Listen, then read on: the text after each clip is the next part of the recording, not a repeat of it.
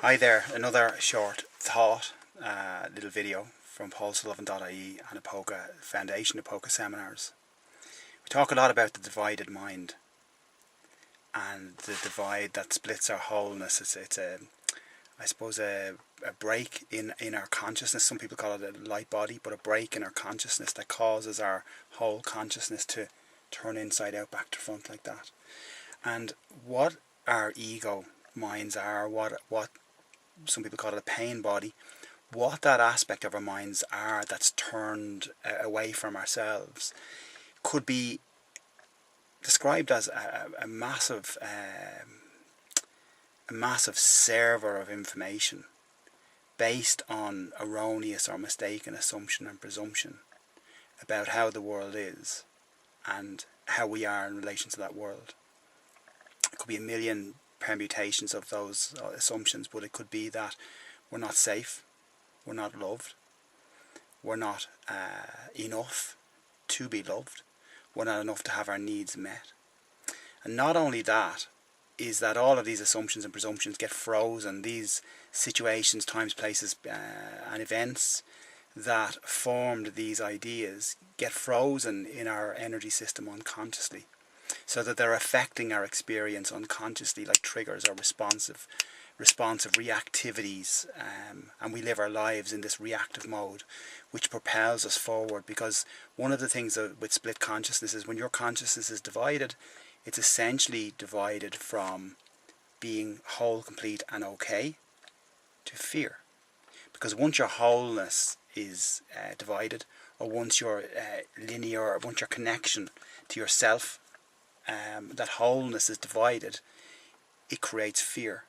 And fear isn't a thing in itself. Fear is a consequence. If you feel fear, it's a consequence that you have become divided or disconnected from the wholeness that is you, that peaceful, calm, safe trust in the world, that sense of being well, of being safe, and of knowing that your needs are met and that you're loved in yourself. Within that space is, I won't say God, but the divine. Within that space, your energy, your consciousness emits a perfect signal that actually reaches out into the environment, into the world, into the consciousness, without limit around the globe, and pulls to you or draws to you exactly what you need. So your needs are always met. And in explaining this to somebody before, they said to me, so does that mean that when I get to this place of healing my life, healing all these assumptions and presumptions by purely the process of Apoca, of dropping out of that construct into a place where I'm whole, where I'm okay, where I'm safe, where I'm complete, I can let those things fall away and this life arises spontaneously? So are you saying to me that in that moment I need never ask anybody for anything ever again? Is that what you're saying to me? And I'm saying yes. That when your energy is in that, is reinverted or made whole. So essentially, to try and fix every one of the different, I suppose, constructs and permutations of the ego mind is impossible.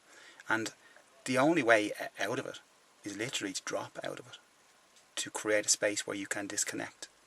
And so this particular person said to me, so if I heal my life, if I heal through the Apoca process, my life, and I reverse from being a resistor or maintaining an energy that's pushing things away, even in terms of intimate relationships, putting a grasp or a demand or an obligation or a fear-based demand on somebody to be something, to love you, or to be act in a particular way. So this person said to me, when I heal my life and I reverse from being a resistor and a pushing away energy to a calm, relaxed, peaceful attractor energy, everything I need will come into place. People I need, the circumstances, the opportunities, everything I need for an unlimited expansion of what I am will simply gravitate towards me without effort, without struggle.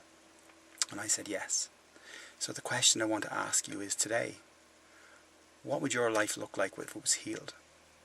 If you were to heal your life today, if your life was to be miraculously healed right now, healed in the sense of all the mistaken presumptions and assumptions of this entanglement of all of these things, if your life was to be healed and you were to feel that peacefulness, that oneness, that completeness, and everything in your life began to work in the way that you could have only dreamed about before, but now materialized, how is it that your life would look if your life was healed? That's the question I'm going to leave you with. I'm going to put a little bit of time, relaxed, easy time into it. Write it down if you'd like. Write a big long story of how it would look. And most importantly, how it is that you'd feel if your life was miraculously healed. Permanently. For now, I hope this little video has been helpful to you. I've certainly enjoyed talking with you. Look forward to seeing you next time, or perhaps at one of the seminars in Italy. Have a really nice day. Thanks.